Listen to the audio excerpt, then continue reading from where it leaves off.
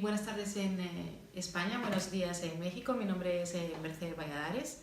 Soy la directora de Transculturality, la coordinadora de este primer ciclo de webinars.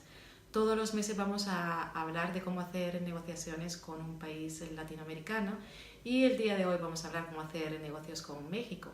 Para eso tenemos a un invitado muy especial que es Salvador Rodríguez Gil. Y bueno, puedo decir muchísimas cosas de Salvador, pero su currículum es demasiado amplio y lo voy a resumir en 3 cosas. En primer lugar, voy a hablar de su formación profesional.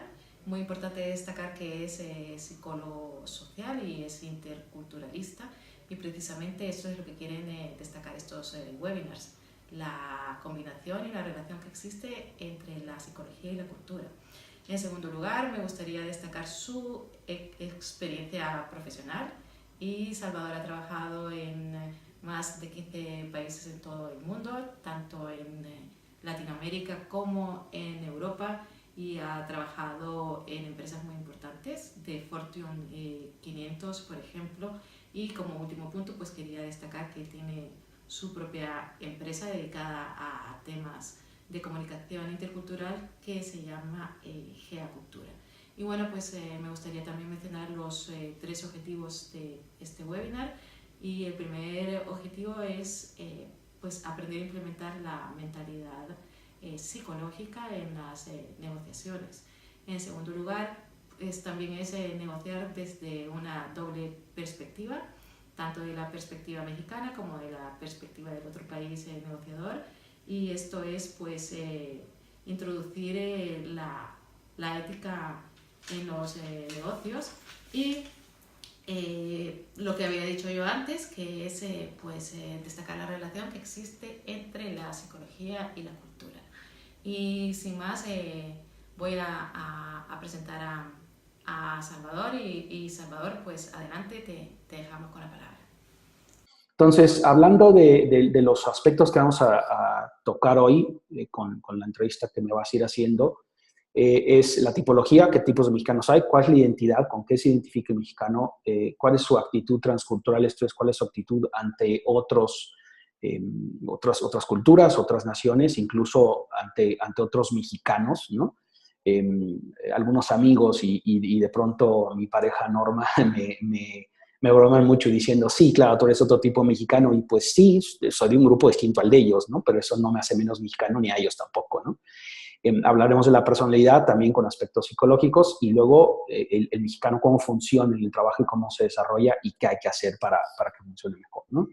Entonces, yéndonos a la pregunta que tú hacías, siempre es bien complicado y no creo que sea exclusivo de México definir, ¿no? Digamos, cuál es la tipología del mexicano. Podemos pensar o en 32 Méxicos por cada uno de los estados, o en 3 grandes regiones. Creo que la mayoría de los mexicanos, hasta los que no estamos dedicados a esto, coinciden en que hay 3 grandes zonas de México. Voy a mover la cámara para que no estorbe aquí a la presentación. Creo que todos me siguen viendo. Y entonces tenemos la región del norte, la región centro y la región sur-sureste, por llamarlo de alguna manera. Hay que entender que también en México hay 68 idiomas indígenas que al día de hoy se siguen hablando, primordialmente, o los que más números de hablantes tienen son el náhuatl y el maya, pero los otros se siguen hablando, ¿sí? Y son idiomas porque se escriben, se leen. Hace poco El Principito, no recuerdo si fue traducido al náhuatl o algún otro idioma indígena, pero hace recientemente, cosa de un año por ahí, se tradujo El Principito. Entonces, y la Constitución mexicana está traducida, etcétera. Entonces, por eso es que son idiomas no dialectos. Y luego también es importante resaltar que el 15% de la población de este país, de 127 millones que somos, es de origen indígena, por lo cual todo este 15% de la población tiene también sus propias culturas, sus propias costumbres, sus propias psique que permea hacia el resto de la sociedad. Y aunque hemos hecho un muy mal trabajo hacerlos a un lado de la independencia para acá, no tanto de la conquista, eso ya fue más producto del México independiente, ahí están ellos presentes. Entonces, depende en qué zona del país andes, si hay mucha más presencia o menos presencia indígena, pues desde luego esto va a influir en el tipo de mexicano.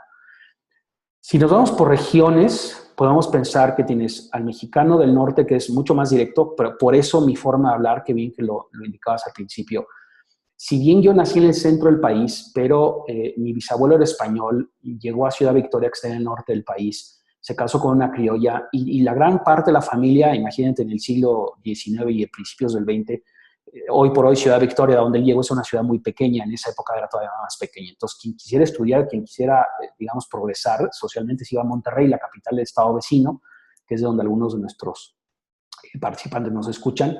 Y entonces, ahí en Monterrey y en el norte en general se habla muy directo. Incluso en México se dice que los del norte hablan golpeado. O sea, qué tan directo es que me estás golpeando con tus palabras. Y a mí me lo han dicho, y sobre todo de joven me lo decían, ¿por qué hablas golpeado? Yo al principio no entendía a qué se referían, porque claro, era el estilo de hablar de mi familia y de mi grupo social, que en ese sentido tiene enorme razón mi pareja cuando ella dice que soy de tipo de mexicano, ¿no? Son mucho más francos, son mucho más recursivos, claro, porque viven en el norte, en una zona que es primordialmente desértica. Tienen la mala fama en México de que son, acá decimos codos, en Centroamérica creo que se dice amarrados, o sea, tacaños, ¿no? Y en realidad un primo una vez me explicaba, porque yo le hice esta pregunta y me decía este primo, en realidad no es que seamos tacaños, simplemente somos recursivos, tenemos que hacer uso inteligente de nuestros recursos, ¿no? Sí son mucho más echados para adelante, por lo mismo son austeros, y si tú te pones a ver las empresas más grandes mexicanas y jugadoras internacionales, transnacionales, eh, Cemex, por ejemplo, es de Monterrey y te podrían nombrar otras 4 o 5 que son las grandes empresas mexicanas e incluso ellos se jactan de decir, y no hay bastante verdad en lo que dicen, que ellos son los que ganan la economía, digamos, ¿no? Por esto son mucho más tirados para adelante. Y desde luego hay cierta influencia de Estados Unidos, claramente, ¿no? En México, el centro, desafortunadamente, y hay que decirlo, tenemos una visión muy etnocéntrica. Todavía se piensa que lo que pasa en México, una vez un amigo que es del DF, pero que también psicólogo, que ahora vive en Morelia hace ya como 10, 15 años, en alguna reunión estábamos y algo comenté yo y se volteó de inmediato y me dijo, oye, no lo que pasa en México es lo que pasa en el DF. Y es cierto. O sea, a veces tenemos la creencia de que el DF es lo que pasa en todo el país y no. Somos indirectos, mucho más indirectos que la gente del norte. Evadimos el conflicto, le damos la vuelta, no queremos tener conflicto. Incluso yo siempre digo, dejen de usar la palabra discutir, porque discutir se piensa como en pleito, y entonces el mexicano de inmediato se pone a la defensiva si le dices vamos a discutir algún tema. Son trabajadores y son la gente del centro, pensando sobre todo en la Ciudad de México, no solo el centro del país que abarca 10, 12 estados, somos mucho más estresados por lo mismo. En la fama que tenemos en el país es que somos muy estresados, ¿no? La gente del sur es mucho más alegre, más jocosa, el clima también se parece más a los mediterráneos de Europa, ¿no? Como hace mucho más calor y están en la costa, es gente mucho más alegre, más relajada, su percepción del tiempo, están enfocados al arte, incluso a Mérida, que es la capital del estado de Yucatán, que es justo la península. Ellos se considera, Mérida se considera la capital cultural del país en el sentido de la cultura como la expresión artística, ¿no? Música, etcétera. Y en general el mexicano, digamos que es amable, alegre, trabajador, pero también es bastante suspicaz. Y aquí me gustaría mencionar que hay 4 tipos psicológicos primordiales de mexicano. Tenemos el mexicano pasivo, obediente, el afiliativo, el que quiere estar de acuerdo con todo y con todo el mundo, el que te dice que sí para todo, aunque te quisiera decir que no. Ese es el más común. Luego tenemos el mexicano activamente autoafirmativo o el rebelde. El primero es el obediente, el segundo es el rebelde, el que quiere ir en contra de todo. Los extremos pueden llegar a ser hasta anarquistas, ¿no? Luego tenemos el que tiene un control interno activo, que sería, digamos, el mexicano íntegro. Son los menos frecuentes, pero los mexicanos íntegros, los que forman parte de este grupo psicológico, son los mejores profesionistas, los mejores catedráticos, los mejores científicos, la gente que está mucho más centrada a hacer y desarrollar y crecer que a otras actividades. Y el cuarto grupo, que desafortunadamente es al que más promoción se le ha hecho en películas y en novelas, y no debía ser así porque justo es el que ha generado los malos estereotipos, aunque existen por ahí, es el de control externo pasivo, o el corrupto, es mucho más fatalista, está dispuesto a venderse el mejor postor. Entonces, digamos que es el grupo de la sociedad que está muy presente, pero que los demás grupos pues queremos reducir al mínimo, ¿no? Entonces, digamos que además de estos otros tipos de mexicano, existen estos 4 psicológicos que varían dependiendo de la zona del país, varían también del estrato socioeconómico, que es una cosa muy importante en México. los tipos de mexicano tienen que ver con el estatus socioeconómico. Y finalmente esta frase me gusta mucho. No hay ningún tipo de mexicano y hay todo tipo de mexicanos. O sea, te puedes encontrar mexicanos, por eso esta imagen, ¿no? Hay un variopinto de mexicanos increíble. Y mucha gente les conoce y los que lo saben se les ha olvidado. México tiene 4 raíces étnicas. La raíz indígena, ¿no? Desde luego, es los grupos originarios que estaban cuando llegaron los conquistadores.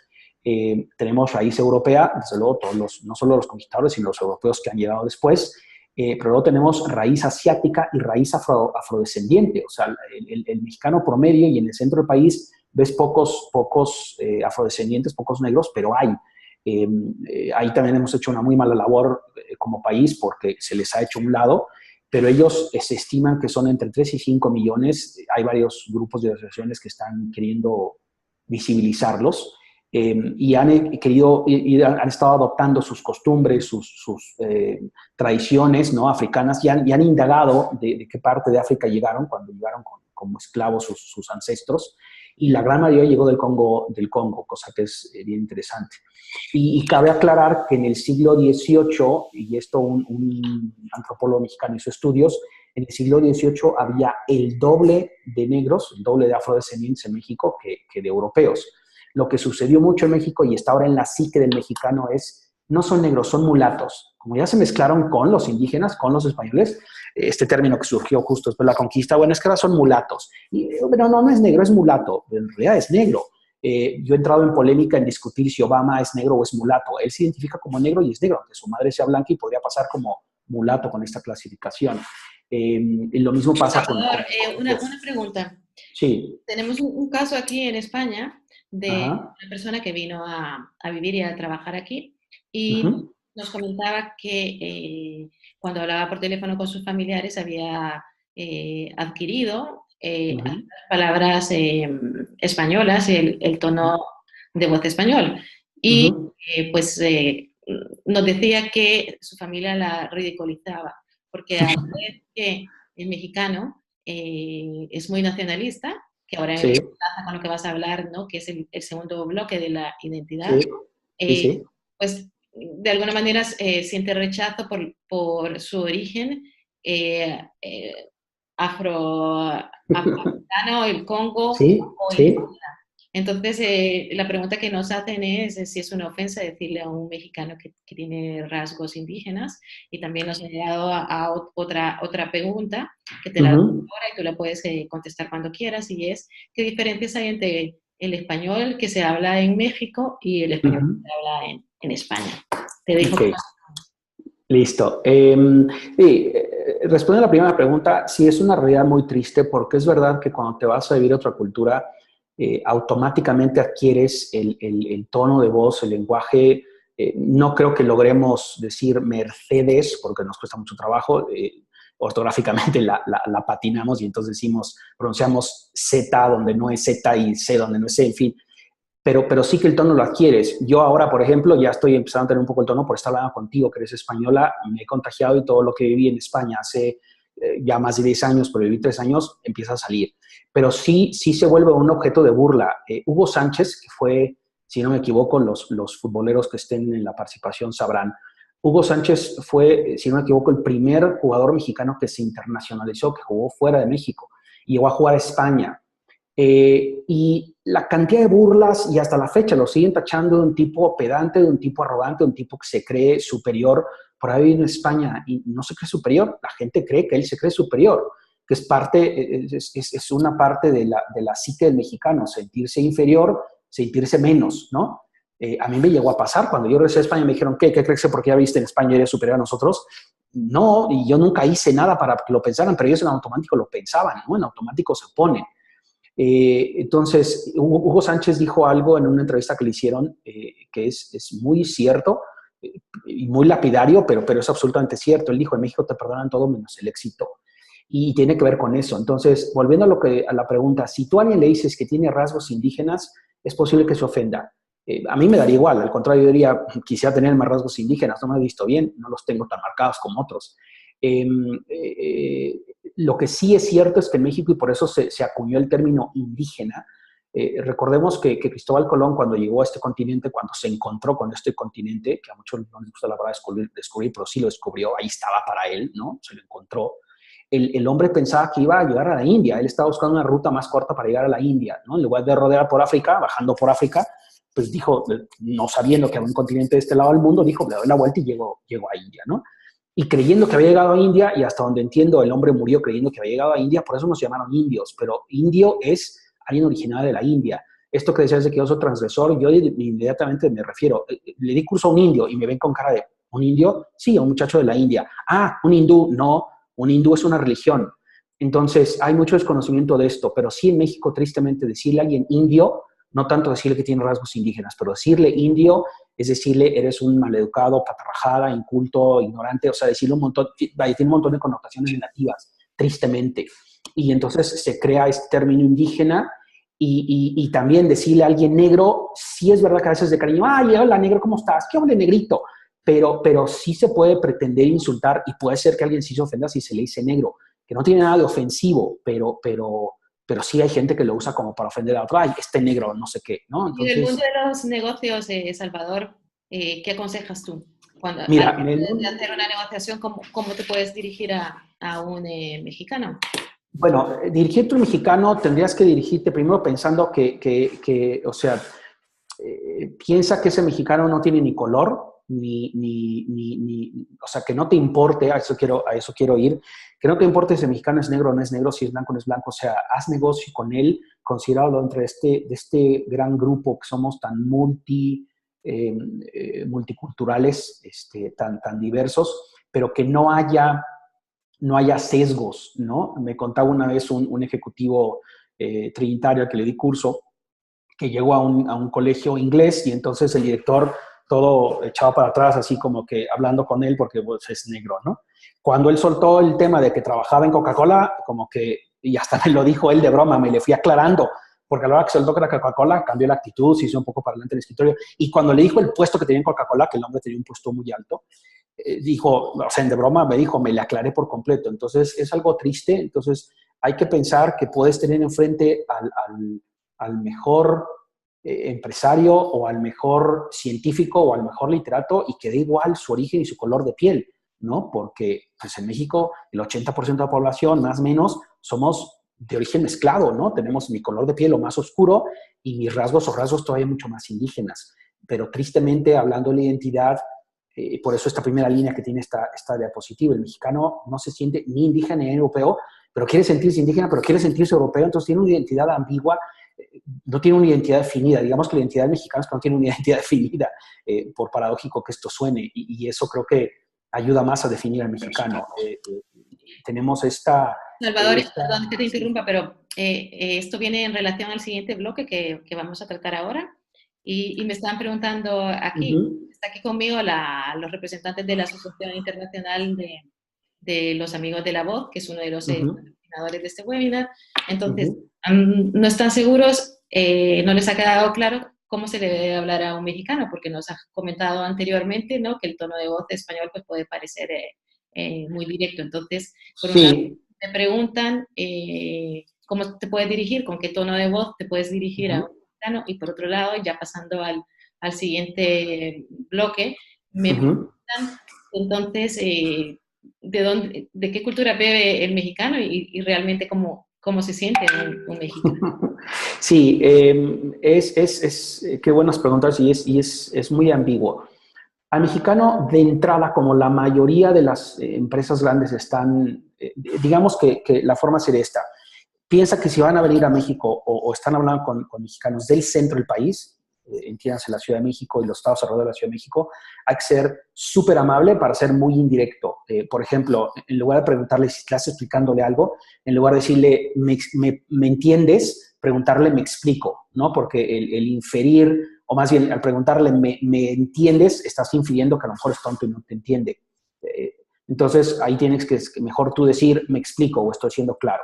Entonces, de entrada, pensar eso. Si voy a hacer negociaciones con mexicanos del centro, mucho más indirecto, mucho más amable, o sea, excesivamente amable. Te pongo un ejemplo. Tú entras a un bar en España y le dices al del bar, al cantinero, oiga, me regala una caña. El cantinero se va a voltear y te va a decir, no le regalo nada, se la vendo. Y en México decir, me regala una cerveza es, me la vende, te la voy a pagar, no estoy esperando que me la regale, pero es decir, me la regalo suena más directo que decir, me da una cerveza, ¿vale?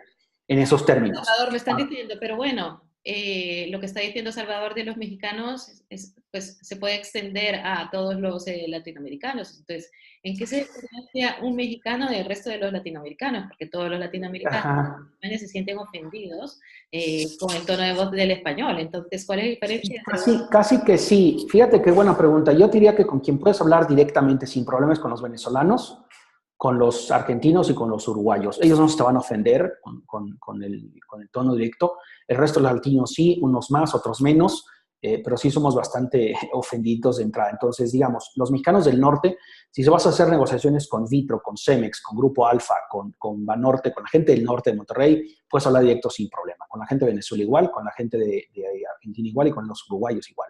Con el resto tienes que ser mucho más amable, mucho más polite, mucho más amable que lo que serías con español. Y no tanto el tono de voz, porque puedes hablar muy bajito y de todos modos ser muy directo, o puedes tener un tono muy elevado y ser muy indirecto. Digo, sí va de la mano, pero no necesariamente. Entonces hay que tener mucho cuidado en qué palabras se usan. Por ejemplo, usar mucho el amigo, cosas así, o sea, que sería como equivalente a lo mejor a usar colega en España, que en España no dices colega, a lo mejor de pronto le dices, oye, tronco, hablando con un hombre, ¿no? Algo así, pero en México es mucho más de, oye, amigo, o, insisto, palabras que suenen mucho más suaves, ¿no? Salvador, el tema de los marcadores sociales. Me estaba comentando Jessica, una mexicana, que le sorprendió muchísimo al llegar aquí a España en el entorno laboral era una vestimenta más relajada que México. Sobre todo en su caso como mujer le llamaba mucho la atención pues que las mujeres no usaban maquillaje y que los hombres no llevaban traje.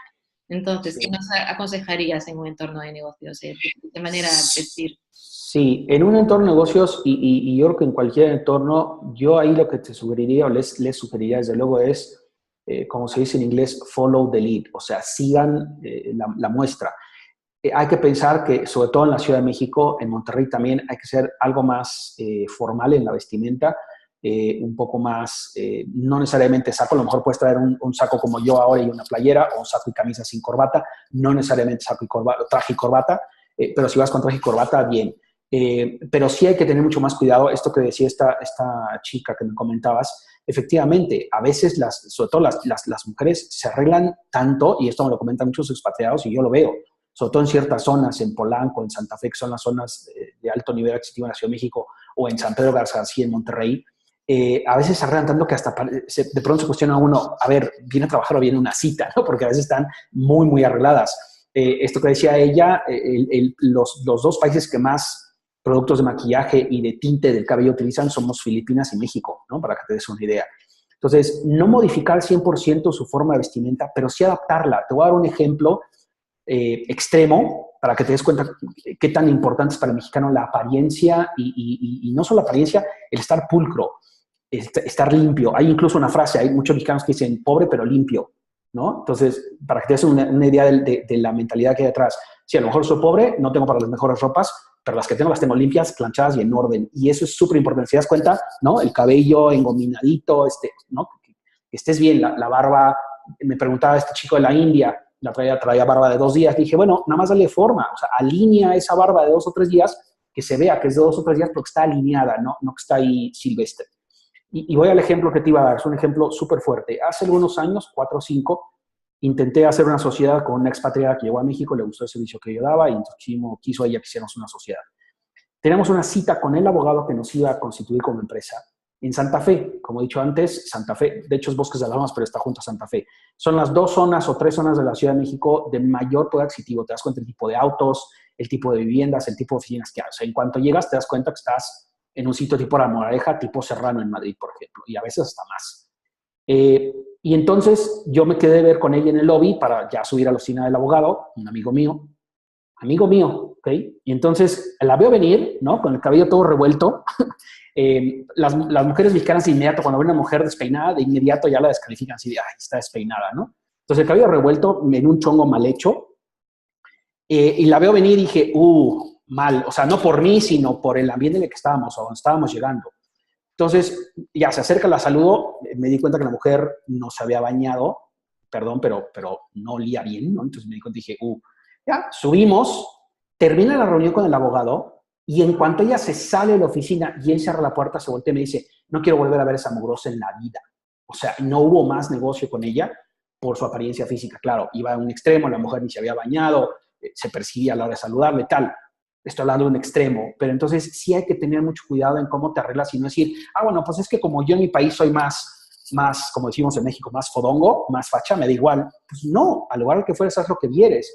Entonces, sí, claramente no te vas a arreglar tanto como se arreglan las mujeres mexicanas, sobre todo si no está en tu costumbre y en tu forma de hacerlo, pero sí arreglarte un poco más. Si vas a usar mezclilla, que sea mezclilla sin hoyos, que sea mezclilla que el color esté parejo, ¿no? Digamos, azul marino parejo. En fin, sí tener preocupación por la apariencia física. Mi papá, por ejemplo, y eso es algo que está metido en todos los mexicanos y en otros latinos igual, me decía, tú puedes tener el mejor traje, y les digo, no solo en México, hay por ahí un asesor de imagen inglés que dice exactamente lo mismo.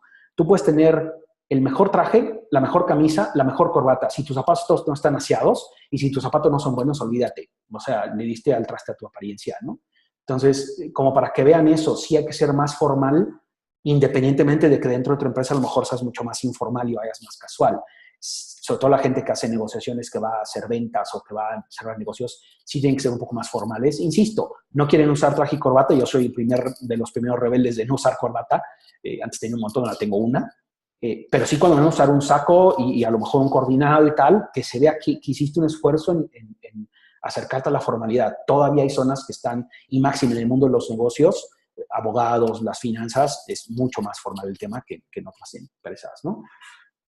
Yo creo que esto Sí. sería parte de la identidad del mexicano. Y me pregunta, Salvador, el estilo de management de los mexicanos, porque los que estamos metidos en este mundo de la interculturalidad, pues hemos estudiado que México es uno de los países más patriarcales del mundo. Sí. Entonces, Sí. pues ha dado ahora mismo unas pistas en relación a cómo hay que vestirse, ¿no? En las sesiones.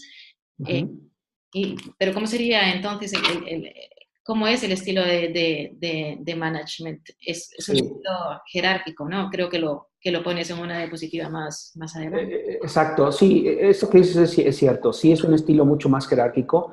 Yo te diría que después de los asiáticos y los árabes, que son mucho más jerárquicos que nosotros, ahí estamos justo en tercer lugar, ¿no? En América Latina, o incluso me atrevo a decir en todo el continente, somos el país más jerárquico, sin duda alguna. Muy jerárquico, muy paternalista, pero esto ha cambiado. Acordémonos que cuando estamos hablando de todas estas características que estoy dando, quiero aclararlo, hay que partir, tenemos por un lado los estereotipos y por un lado las generalizaciones.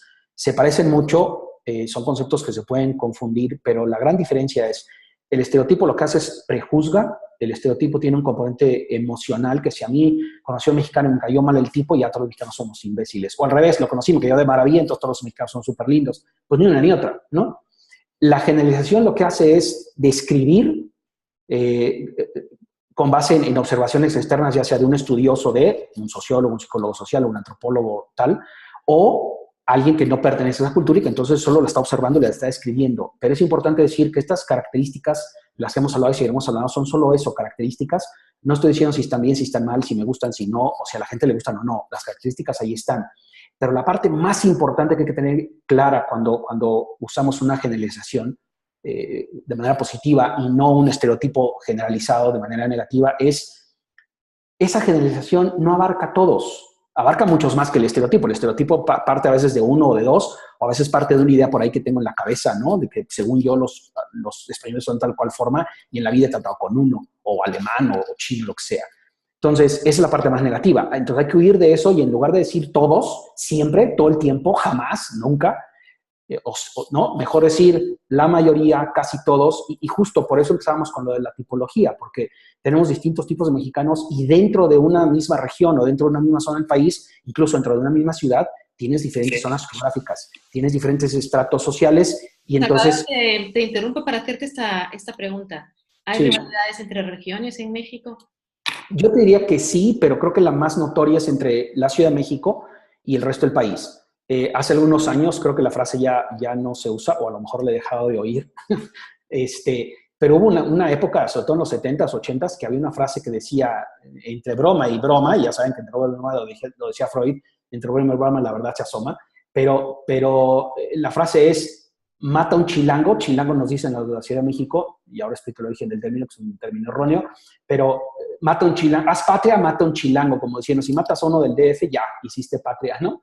Y hay mucha rivalidad y mucho de la rivalidad surge por esto que comentaba al principio. Hay un etnocentrismo al DF, a la Ciudad de México, el ex DF, ya no se llama DF, se llama Ciudad de México, eh, un etnocentrismo brutal, ¿no? Y un etnocentrismo, como les decía, este amigo que de pronto me paró, y él es de la Ciudad de México, pero ya fuera de la Ciudad de México 15 años y está en otra realidad, ¿no? Distinta a la de la Ciudad de México, y de inmediato me dijo, ojo, que el DF no es el país, ¿no?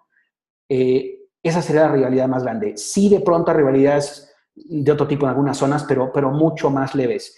Lo que se oye mucho en México, y me he dado cuenta con estos años que llevo trabajando en esto, que no es exclusivo de México, y yo lo digo mucho acá, ay, es que fui a San Luis Potosí, son muy cerrados, fui a Puebla, son muy cerrados, fui a Monterrey, son muy cerrados, los del DF son muy cerrados, todo el mundo se queja de que el grupo al que llegas es muy cerrado. Claro, cualquier grupo al que tú llegas es un grupo cerrado, no te conocen, no saben quién eres, dónde te van a poner, qué van a hacer contigo. Yo les digo a todos los expats, cuando llegas, sobre todo si vas solo, si no vas con familia, el primer año eres el sin amigos, ¿no? A mí me pasó cuando llegué a España, yo puedo decir que España son cerrados. No, no son cerrados, es un grupo que estaba cerrado para mí, ¿no? Un grupo en Madrid que pues, no me conocía, ¿no? Yo llegué a Madrid en septiembre, yo cumpleaños en octubre, descubrí muy pronto ahí enfrente del templo de Devot, una cantina que se llama La Malquerida, cantina mexicana, dije, aquí, ¿no? Los dueños son mexicanos, había una promoción solo para mexicanos, dije, aquí voy a celebrar mi cumpleaños. Invito a mis compañeros de la empresa, nadie fue, ¿no? Ya era un viernes o sábado, o sea, no había pretexto, al día siguiente nadie trabajaba, ¿no? De los que invité.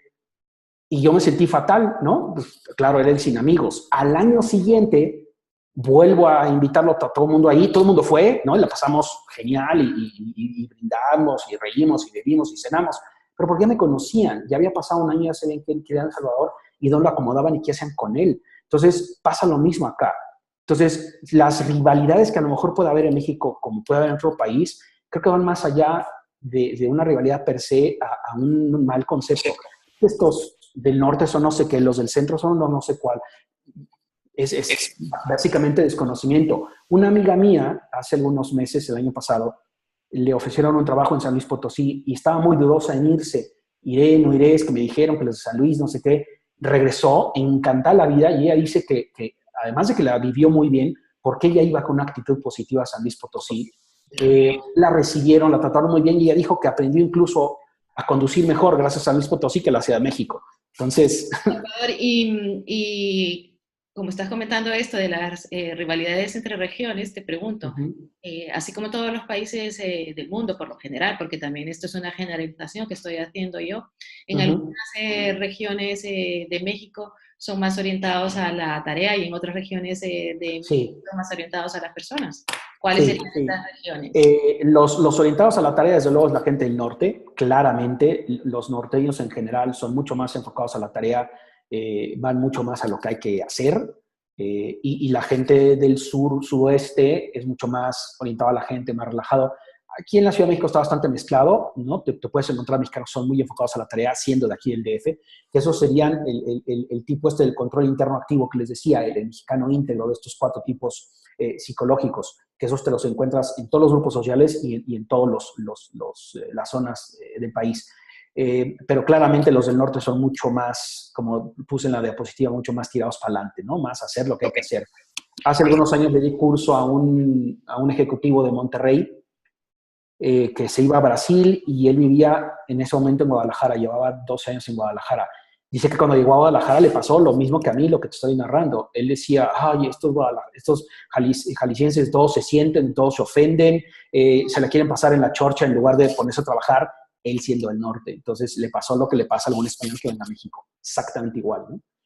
Y en cuanto a la expresión de las emociones, en el entorno Sí. y siempre relacionado con las diferentes zonas y regiones de México. ¿Se pueden expresar las emociones o no? Fíjate que en general el mexicano está más educado a ser mucho más modesto, mucho más humilde. Claramente te vas a dar cuenta de su emoción y tal, porque acuérdense que tenemos 6 emociones básicas que todos los seres humanos identificamos: alegría, tristeza, enojo, asco, miedo y sorpresa, ¿no? Todos las identificamos. Pero sí, en general el mexicano es mucho más retraído, controla un poco más, ¿no? Busca que no se note tanto. De pronto vemos unos bien transparentes de la cara y te das cuenta si me enfadeo o no. Somos muy transparentes, pero en general el mexicano busca no. Sí puede pasar si presionas demasiado al mexicano, y si lo presionas no solo demasiado, si lo presionas mal, o sea, en sentido mal, puede reaccionar y reaccionar muy mal. Me vienen 2 ejemplos a la mente. Un ex compañero de Berlitz se llevaba muy mal con sus compañeros y él era mexicano, ¿no? Pero él era del norte. Presionó tanto a la gente que una mañana que llegó a su oficina, a la hora que entró, pum, le cerraron la llave, le cerraron con llave en la oficina, lo dejaron encerrado en su oficina como diciendo, ahí te quedas, ¿no? Tuvo que haber una mediación y tal, pero fue un tema delicado. Hubo otro caso de un francés, no me contaron ni la empresa ni nada, porque no se trata de quemar a nadie, si los petos no lo diría. El hombre aferrado a hacer las cosas al estilo francés, él no quería por nada del mundo mexicanizar nada, ¿no? Entonces presionaba, al dado que la compañía lo boicoteó. Era una empresa que hacía o hace, no sé si siga funcionando, haya desaparecido a raíz de eso, es posible. Hacían los envases plásticos para cremas, champús, geles, todas estas cosas, ¿no? Y entonces se pusieron todos de acuerdo, en la planta, todos de acuerdo, el 70% de los envases les iban a hacer una perforación con un alfiler. Entonces, ahora, claro, tú comprabas tu crema, la apachurrabas, salía crema por todas partes, ¿no? Imagínense ese grado, el 70% del producto lo tuvieron que regresar. Obviamente vino la gente de Francia, de la casa matriz, lo despidieron, tal. Pero, hombre, sí tiene culpa el tipo, pero también más culpa la empresa que no lo preparó para adaptarse. Entonces, creo que ahí lo importante es volver a la frase de al igual que ofrecer lo que vieres. Trata de adaptarte lo más que puedas. Me gustó mucho algo que tú pusiste en tu red social hace unos pocos días, justo hablando de esto, ¿no? De por qué un español te preguntaba en una sesión de por qué no los queremos, seguimos sin quererlos, ¿no? Pensando en todos los latinos, y me meto en la bolsa. Y tú dijiste algo al final que en tu artículo que me pareció súper útil, que creo que debería ser la mentalidad de todos. Las políticas públicas o las políticas de la empresa deben de adaptarse a mi entorno, entiendas el entorno al que llegas, ya sea México, Francia, Italia, España, el que llegues, ¿no? Y tú, como el que has llegado, bueno, analizaremos de manera conjunta tus propuestas, tu perspectiva, tus expectativas incluso, y con base en ello damos una solución. Porque querer imponer de un lado u otro por la fuerza no va a llegar a nada. Y al final, quien tenga el poder, que es el dueño de la empresa, empieza a despedir gente, pues tampoco se trata de eso, ¿no? No sé si esto responde a la pregunta. Sí, sí, responde la pregunta. Es que no, nos está diciendo Iván que si podemos avanzar con la presentación. Sí, claro. Y le quería decir a Iván que en un principio dijimos que habíamos recibido una batería de preguntas y que te las íbamos a hacer mientras hacías tu presentación. Entonces, te quedan ahora mismo 11 minutos y... y bueno, si contamos que empezamos 7 tarde, bueno, tenemos ahí otros 7. Exactamente. Entonces vamos a hacer una cosa. Para las personas que se puedan quedar los 7 minutos, vamos a dar los 7 minutos más. Y, vale. Pues entonces te damos estos 10 minutos para que tú lo como consideres oportuno y luego dejamos los 7 minutos de preguntas si te parece. Exacto. Y ya les mandamos la grabación, ¿no? Claro, de todas maneras que esto es demasiada información y siempre decimos que solo son unas pildoritas, pero que contamos contigo por si la gente quiere Sí, por supuesto. Pues adelante. Vale, pues vamos a la parte de la actitud transcultural, ¿no? La actitud transcultural es, históricamente, se ha dado en México y bueno, en todos los países se da un fenómeno que se llama aculturación, que es la influencia cultural de los países vecinos o de los que llegan a vivir, ¿no? En México históricamente se ha dado muchísimo, tanto de Estados Unidos como de Francia, por solo de España, pero quiero resaltar España, Francia y Estados Unidos, porque en su momento también Estados Unidos y también Francia invadieron México. El México independiente estuvo muy influenciado por Francia, al grado, a lo mejor algunos de los que están participando lo supieron o lo saben. Tuvimos un emperador que venía por parte de la corona francesa. Él no era francés, pero ahí no entiendo bien cómo estaban las coronas en esa época, las coronas europeas. Pero Maximiliano de Habsburgo, que después fue Maximiliano emperador primero de México, pues venía por parte de Francia. La parte de los conservadores siempre han querido tener este contacto con Francia. Hay zonas de la Ciudad de México y zonas de otras ciudades que tienen mucha influencia francesa. Desde luego la española, eso está claramente, ¿no? 300 años de la Nueva España en todo el continente, pues se notan incluso en zonas del sur de Estados Unidos, que recordemos que toda la parte sur de Estados Unidos era parte de México, Texas, California, incluso el sur de Wyoming, etcétera, ¿no? Generalmente México se ha percibido como el país amigo porque le abre las puertas a todo el mundo. Cuando muchos españoles huyeron en la época de Franco, ¿no? En la Segunda Guerra Mundial, se vinieron tanto a México como a Argentina y a algunos otros países, pero el grueso estuvieron en Argentina y México. En México hay aproximadamente, no tienen los datos precisos el gobierno, pero se estima que hubo entre 200 y 300 mil inmigrantes españoles, que esos desde luego influenciaron mucho. La comunidad judío-mexicana, que es una comunidad bastante fuerte, ellos fundaron la ciudad de Monterrey, ellos fundaron Polanco. Los judíos, básicamente sefaradí, o el grupo más fuerte no sefaradí, de origen español, pues llegaron con la conquista muchos, otros llegaron después, ocultos, diciéndose que eran católicos, porque en esa época era un problema, hasta que Juárez, Benito Juárez, uno de los presidentes que tuvimos a mediados del siglo XIX, él abre la libertad de culto y entonces, bueno, ya es mucho más fácil. Y además, interesante, la libertad de culto fue ratificada por Maximiliano. O sea, Maximiliano trajeron los conservadores, pero él apoyaba las ideas liberales de Juárez. Entonces, desde ahí tenemos toda esta ambivalencia en el país, ¿no? Siempre ha sido un país amigo, siempre se le ha considerado un amigo porque le abre las puertas a cualquiera. Por ejemplo, la Revolución Cubana se fraguó aquí y de aquí se fueron a Cuba. Trotsky huyó acá y Trotsky fue amante de Frida Kahlo, en fin. Sin embargo, ha habido casos de xenofobia muy fuertes, sobre todo contra los chinos. Incluso, sobre todo en el norte, hubo una iniciativa oficial del gobierno para ir a eliminar a los chinos que están en el norte del país, que habían venido cuando el ferrocarril, para poner el ferrocarril acá, porque habían trabajado en el ferrocarril en Estados Unidos. Entonces, imagínense de ese tamaño fue el tema de la xenofobia, ¿no? Y todavía en México hay mucho de esto hacia los chinos y algunas otras culturas. Pero en general es un país amigo, pero básicamente lo que es importante tener aquí en cuenta en México es que hay una sensación, y lo he leído en todas las fuentes posibles, desde los aspectos psicológicos hasta el aspecto más informal. México tiene la autoestima baja, tiene un autoconcepto erróneo. Sigue habiendo mucho el sentirse menos en automático, lo que les decía hace un momento. Incluido el burgués mexicano, de pronto se siente intimidado ante un extranjero.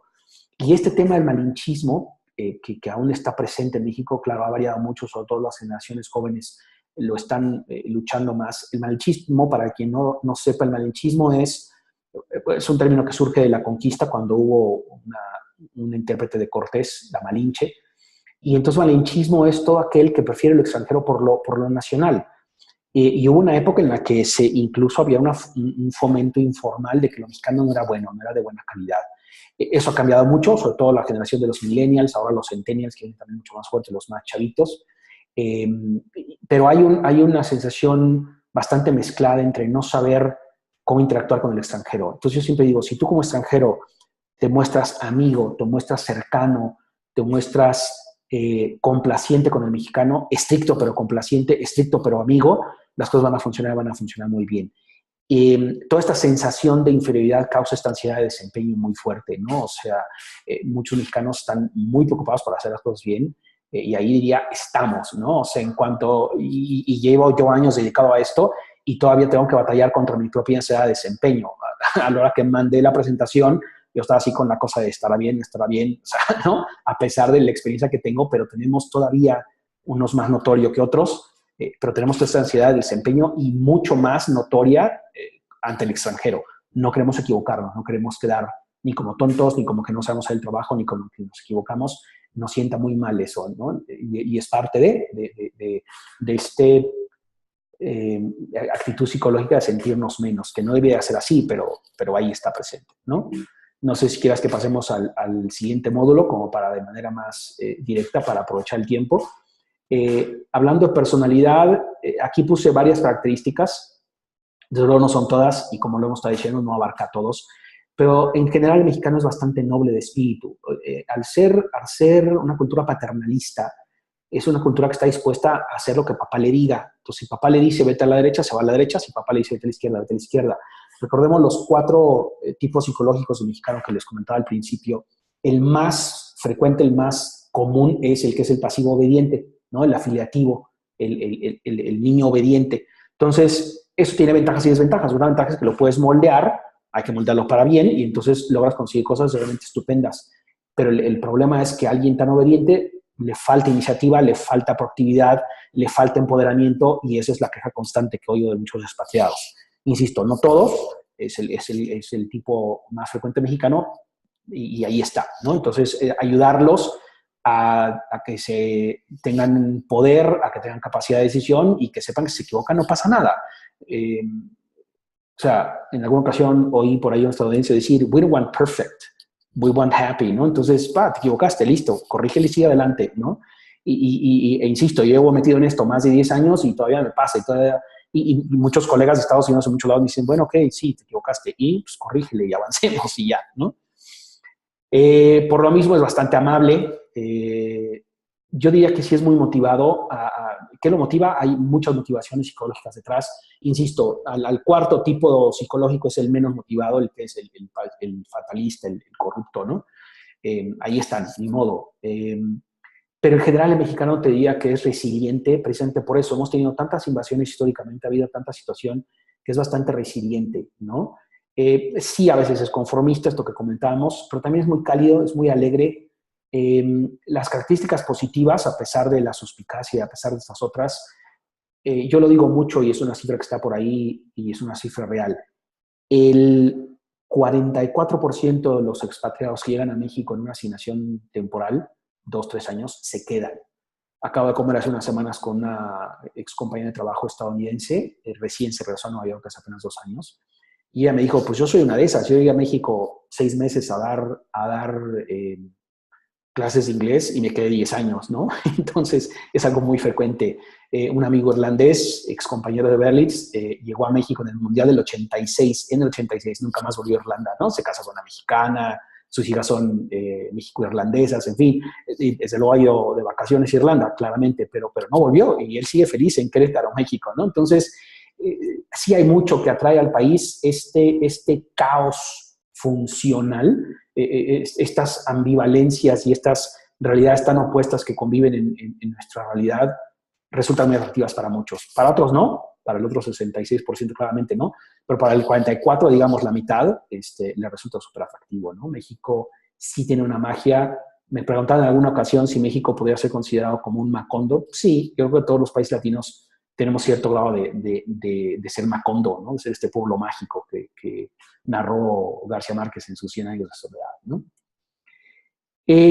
Hablando específicamente del mexicano en el trabajo, y por eso puse este sello, de hecho, en México, últimamente ha empezado a aumentar mucho más el orgullo por lo mexicano, por saber hacer. Cada vez hay más gente, más mexicanos, sobre todo las nuevas generaciones, los millennials, los centennials, que están cada vez mucho más orgullosos de ser mexicanos y que sabemos y podemos hacer las cosas, que hay buenos vinos mexicanos, que hay buen café mexicano, que México le ha aportado un montón de cosas al mundo. Y esto genera una actitud positiva. Y ya lo habíamos comentado hace un momento, es muy jerárquico todavía el mexicano. En ciertos ámbitos hay cierta tendencia a este esclavismo, como lo puse acá, sé que suena muy fuerte, pero a veces pasa mucho todavía, dado mucho por estos diferentes estratos sociales, ¿no? Donde tenemos al rico que trata mal al que tiene menos, o al que tiene menos, en fin, ¿no? Entonces, hay mucho esto. Entonces, en el trabajo hay que ser muy formal, o hasta donde veamos que es formal el otro, ser muy respetuoso, ser muy amigable, entender que con los mexicanos hay que socializar. Una comida de negocios, por ejemplo, en México te puede durar 2 o 3 horas y no hablas de los negocios hasta el final porque el mexicano está socializando. Es la oportunidad que él tiene para ver si puedo confiar en ti, si tú puedes confiar en mí, si podemos hacer negocio juntos, ¿no? Sí es verdad que todavía hay mucho más la filosofía yo gano, tú pierdes, ganemos los dos. Eso es verdad que todavía está muy presente. Pero insisto, está cambiando. Y llevémonos estos 4 tipos psicológicos del mexicano. El obediente, el rebelde, el íntegro y el corrupto, digamos, ¿no? Te los vas a encontrar, unos más que otros.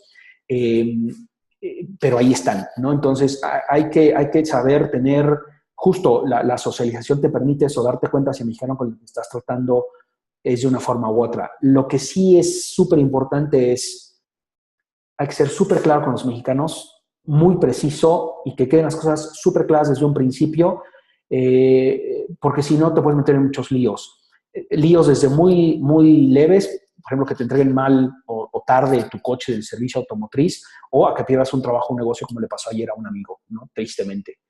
Entonces, a mí me pasó. Hace un año llevé el coche a uno de los servicios que le tocaba a la agencia Volkswagen, y entonces me decía, entramos ahí en una negociación un poco ríspida, le dije, y de entrada, y eso creo que sirve a los que hablan directo como yo, les voy a decir, perdón que te hable muy directo, no es contra ti, no tengo nada contra ti, simplemente quiero que las cosas salgan, perdona si sueno demasiado agresivo, ¿no?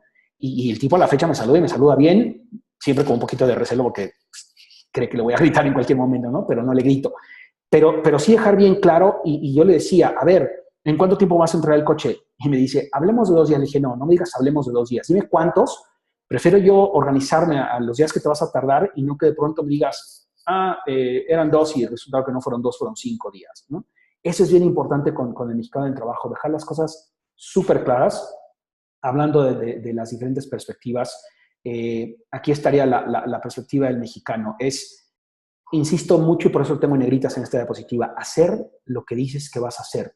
Insistir eso mucho con tu contraparte mexicana. A ver, si me dices que me entregas el viernes, que es el viernes. Y si no vas a poder entregar el viernes, no me digas que es el viernes, dime que es el lunes, pero que yo sepa, ¿no?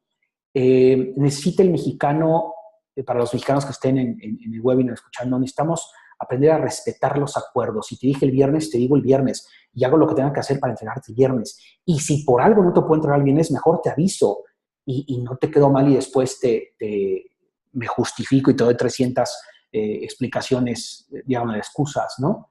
El mexicano tendría que dejar de tomarse las cosas personales, porque sí es muy frecuente que se sientan atacados. Yo les digo mucho en los cursos, la gente dice y hace cosas, no te dice ni te hace cosas a ti, ¿no? Eso es algo que nos insistía mucho en la carrera. Acuérdense que la gente, hablando del comportamiento humano, ¿no? De la psicología, la gente hacemos y decimos cosas, pero no le hacemos y le decimos cosas directamente a la gente, ¿no? Depende cómo lo tome el otro. Si el mexicano lo toma muy mal en general, pero bueno, que sea menos, ¿ok? Y esto que incluso puso la palabra en inglés, no hay como vaya, sí hay una traducción de diccionario de accountable, en el diccionario viene como ser responsable de, pero va mucho más allá de ser responsable. Yo puedo llegar a mis horas de hacer mi trabajo y eso es ser responsable, pero ser accountable, esta palabra que usan los estadounidenses o los los angloparlantes, es adueñarme de mis decisiones y de mi trabajo. Es decir, esto lo hice así, bien o mal, así está y así lo hice, ¿no? Y saber enfrentarlo y saber que eso no te va a llevar a una mala consecuencia, que sí pasa mucho en México que te genera un problema, ¿no? Pero, insisto, hay que aprender con mexicanos, otra vez los mexicanos que estén en el webinar participando, es aprender a adueñarte de tu trabajo y tus decisiones. Sí, yo lo hice, punto. Y tengo esto Me comentaba hace poco una brasileña, y va a raíz de esto. Ella me decía, una brasileña que vive acá en México, siempre que mandamos el reporte a nuestro jefe en Estados Unidos, en automático nos lo regresa y dice que está mal. Dice, yo como brasileña siempre le digo, no, está bien, y aquí están las cifras de donde lo saqué. Ah, sí, ok, está bien. Me dice, los mexicanos jamás hacen eso. Nunca le dicen, no, sí está bien. Los mexicanos dicen, ah, sí, ok, lo reviso. Van, es que lo revisan y le dicen, ya lo revisé y está.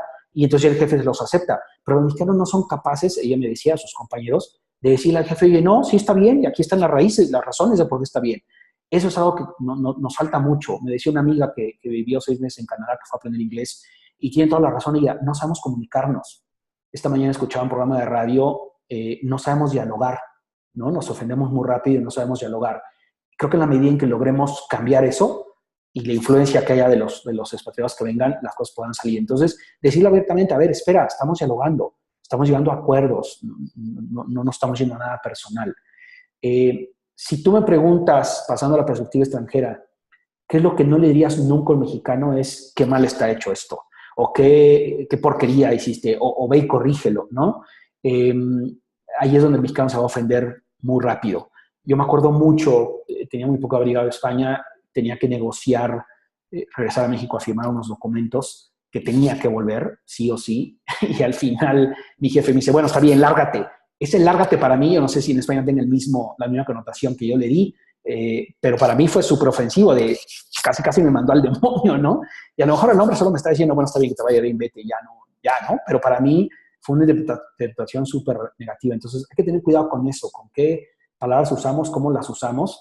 Y esto que digo de dejar de usar la palabra discutir, si vas a hablar de un tema, decirle eso, vamos a hablar, charlemos, cuéntame, revisemos, analicemos, pero no usen la palabra discutir, porque el 90% de los mexicanos no entiende cómo vamos a pelear.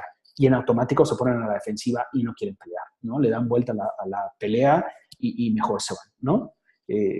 No sé si esto ayude y podamos cerrar y tener ahora la sesión de preguntas, Mercedes. Me está comentando Eduardo, bueno, que cada apartado da lugar a un webinar y que se está quedando con la ganas de aprender más. Eduardo, sí, por supuesto. Haz tu pregunta, porque Eduardo te quiere hacer una pregunta ahora. No, en verdad, en primer lugar, Salvador, muchas gracias ahí por tus explanaciones ahí. Fenomenal, me ha encantado conocer más sobre la mexicana y se ve que hablas con muchísima seguridad. Es como comenté a Mercedes, hay que hacer otros, porque es muy rico y con el webinar de hoy nos queda con sabor, ¿sabes?, de querer más. Sí, hay que hacer más, estoy de acuerdo contigo, hay que organizar más. Sí, y yo voy a estar seguro porque me ha encantado. Só una curiosidad que yo comentaba con Mercedes, que siempre que tengo amigos mexicanos también, que a veces ellos se encuentran y dicen, ¡Viva México, cabrones! A veces no ha surgido esta expresión, ¿sabes? Y es una curiosidad. Fíjate, sí, no, y súper válida, porque sí hacemos mucho eso. Creo que es una forma de identificarnos en el extranjero, ¿no? Que la gente sepa que somos mexicanos. Y no sé el origen, pero mi hipótesis es, el mexicano está queriendo hacer notar con esta frase que tenemos fuerza, que tenemos valor, que hay mucho detrás. Desafortunadamente no nos damos cuenta, nosotros a veces sí nos boicoteamos, pero el Viva México, cabrones, es como decir, oigan, no nos hagan menos por ser mexicanos. O sea, si de por sí psicológicamente el mexicano a veces hace menos en automático, no dejarnos, ¿no? Yo a todos los mexicanos, y bueno que haces esta pregunta, Eduardo, a todos los mexicanos que van al extranjero, siempre les digo, jamás, nunca te dejas hacer sentir menos o que alguien te hacer sentir menos por el hecho de ser mexicano. O sea, en automático mexicano no significa ser menos, aunque muchos mexicanos lo crean, ¿no? Y a mí me llegó a pasar un par de veces en España que compañeros de trabajo, llegaron a hacer alguna inferencia y yo dije, wow, momentito, no hagas ninguna inferencia que solo soy mexicano, ¿eh? La diferencia entre tú y es esa. Como diciendo, somos seres humanos los dos, nos equivocamos los dos, triunfamos los dos, ¿no? Entonces creo que va mucho por eso, como diciendo, que nadie se confunda que somos recios, y aunque a veces nos falte demostrar un poco más el ser recios y recios en cuestión positiva, ¿no? Vale. Fenomenal. Está diciendo aquí el doctor Iván, muchas gracias por compartir tu experiencia y conocimiento. Saludos, doctor Iván. Gracias, doctor, y gracias a todos los que participan. participan. A Renaud, que lo mismo, muchas gracias, y en particular a Mercedes y por supuesto a Salvador. Y hagamos más webinars, porque de verdad cada lámina da para uno entero, pues, ¿no? Imagínate que lo que vamos a hacer este año, como lo dije al principio, es que vamos a dedicar un webinar para cada país latinoamericano. Pero fantástico. Deberíamos dedicar 12 webinars para cada país. Porque son países, pues por ejemplo, México es un país grandísimo.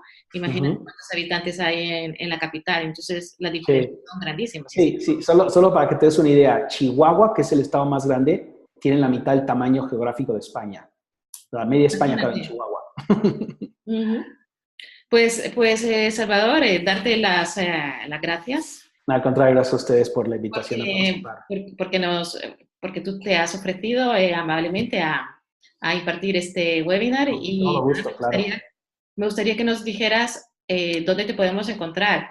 He comentado al principio que tú tienes una empresa que se llama Geocultura y la página web es del mismo nombre, muy sencillita, y te pueden encontrar y pueden ver todos tus servicios. Y si me lo permites, pues nosotros cuando mandemos la grabación vamos a mandar tus datos por si la gente quiere. Sí, por supuesto. Nada más una pequeña puntualización, es GEA, Cultura, no Geo. Y sí, me pueden encontrar ya sea en mi correo, que es S. Rodríguez. Ahora les voy a dar el de Outlook porque me di cuenta esta mañana, ya habían comentado, estoy teniendo problemas con el correo de GEA. Algo tengo que entrar a ver qué está pasando. Pero el correo, por lo pronto, al que me pueden contactar sí o sí, es srodríguez medio gil, todo junto, srodríguez-gil, @outlook.com. En teoría, el de GEA Cultura sería @geacultura.mx. Yo tengo direccionado que de ahí se manden automático a Outlook. Entonces, si me mandan a ese, sí me va a llegar por Outlook, pero a ustedes les va a llegar un aviso de que está saturado, que no se pudo enviar, pero sí me llegó. Entonces, déjenme ver nada más con mi servidor qué está pasando, pero pueden usar cualquiera de los dos. Estoy en Facebook como Salvador, como Gea Cultura. Todo lo de Gea Cultura, o sea, lo trabajo, lo hago en Gea Cultura. En lo mío personal tengo otros temas que sí tienen que ver, pero algo distintos. Y en Twitter también estoy en Gea Cultura, entonces por ahí me pueden buscar los dos, o en LinkedIn, incluso en LinkedIn como Salvador Rodríguez, ¿no? Muy bien, Salvador, muchísimas gracias. Gracias y a ustedes. Hasta la próxima. Que estén muy bien. Hasta la próxima. Chao.